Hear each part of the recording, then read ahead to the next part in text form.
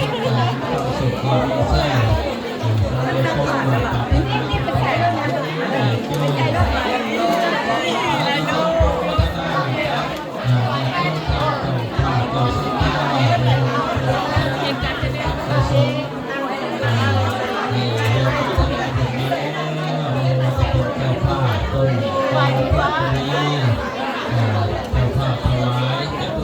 คนดีเนาะ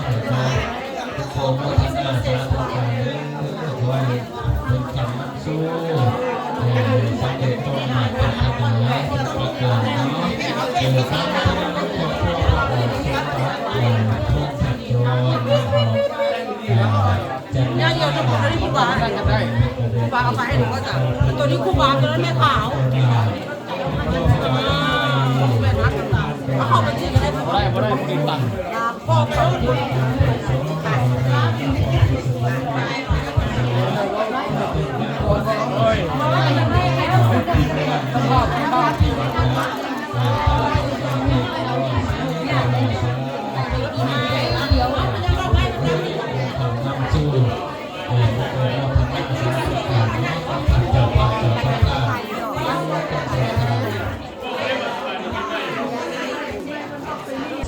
กรา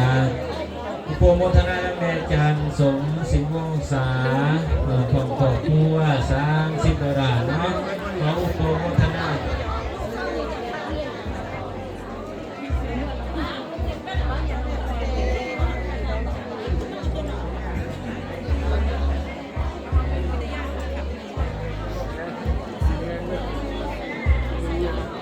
ขอโปรโมทนานะเด้อนำครอบครัว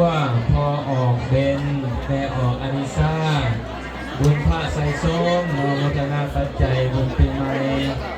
จำนวน50 ดอลลาร์เนาะว่าเป็นทุนทางเจ้าทางที่ทุนคำนั่งสู้นี่อายุวันสุขาบาลาเด้อโมทนานำครอบครัวแม่ออกบุญทวีเจริญพรนอกจากคณะกิจการคนได้หรือมาไก่เนาะเขาโปรโมทนาเนื้อระดาเด้อเขาโปรโมทนาขอให้เป็นคนท่านเจ้าท่านติดบุญคำนั่งสู้มีความสุขกายสุขใจเด้อแม่เด้อมีอายุวันนาสุขาภาระเนาะขอโปรโมทนานำนวลวีโปรดสมบัติเด้อโมทนาว่าบุญสร้างระดาขอให้เป็นคนท่านเจ้าท่านติดอุปโมทนานำครอบครัวพอออกผู้ซ้อนหรือว่าพอออกนุ่มแม่ออกสมสมัยพรหมรินแม่ออกแขกนอกพระอุปโมทนาสิกราข้ามบนถึงปีใหม่เล่าน้องก็ให้เป็นคนท่านแก่ท่านผิดเด้อสำเร็จความมุ่งมั่นปรารถนาทุกประการเด้ออุปโมทนานำแก้วนิญาแก้วนิญาในโมทนาปัจจัยสิบราคอยเป็นผลท่านเจ้าท่านดีคุณคำนำสู้โมทนาเด้อ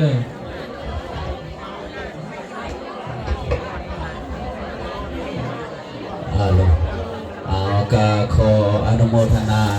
ขอมขอบใจนำพระอาจารย์มาขมณีบวชประชาสัมพันธ์นำออกตนญาติโยมได้มากุศลในมือนี้เนาะสนังกาขอเจริญสุขเจริญพรอีกเทื่อหนึ่งเนาะนำออกตนญาติโยมทุกทานทุกถือว่าขณะนี้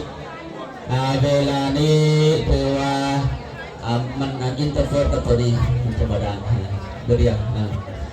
เบอร์เดียวมันแล้วก็ขอบอกขอบใจเราบุญคือบุญสู้ทุกท่านทุกคนเนาะเพื่อว่าอะไรเข้ามาสู่สถานที่นี้เนาะก็ถือว่าเอาเป็นญาติโยมผู้ใดยังบ่ทันใส่บาตรจะไปใส่บาตรก่อนก็ได้เนาะอีกน้อยหนึ่งเขาก็จะได้เริ่มพิธีทางศาสนาไหว้พระหักสินต่อไปเนาะสถานขณะนี้เวลานี้ก็ถือว่าเอาต้นญาติโยมเอาต้นญาติโยมทุกท่านทุกคนก็ได้มาร่วมอุปโมทนาร่วมบุญร่วมกุศลร่วมกินร่วมสร้างร่วมสร้างร่วมพัฒนาร่วมกันเนาะก็ขอบขอบใจอุปโมทนาเด้อนำครอบครัวของพ่อออกพิมพรลาสบุตรเนาะก็ได้มาร่วมอุปโมทนาเป็นจำนวน50 ดอลลาร์แล้วก็ขออุปโมทนานำข้อแม่จันทอาดเนาะมา มณีวงศ์พร้อมด้วยครอบครัวดานาเป็นจำนวน$100สาธุอนุโมทนาขอบอกขอบใจละลายเด้อบุญพังบุญสู่อยู่ดีมีแห้งโชคดีมีใส่ขอให้เจริญเจริญเด้อสาธุขณะนี้ก็ถือว่าใกล้จะถึงเวลาแล้วเนาะก็ขอให้ทุกท่านทุกคนจับจองซอกสถานที่นั้นเพื่อความเป็นระเบียบเรียบร้อยเนาะอีกหน่อยนึงเราก็จะได้เริ่มพิธี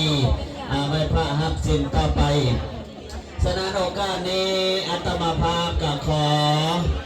ถือโอกาสแจ้งข่าวประชาสัมพันธ์ข่าวบุญข่าวกุศลเด้อเนาะก็ถือว่าขอแก้ข่าวในหนึ่งเนาะถือว่าบุญปีใหม่ลาวบุญประกวดนางสังขารเด้อทุกท่านทุกคนได้ละบ่เนาะใบข้าวบุญนี่เนาะทาง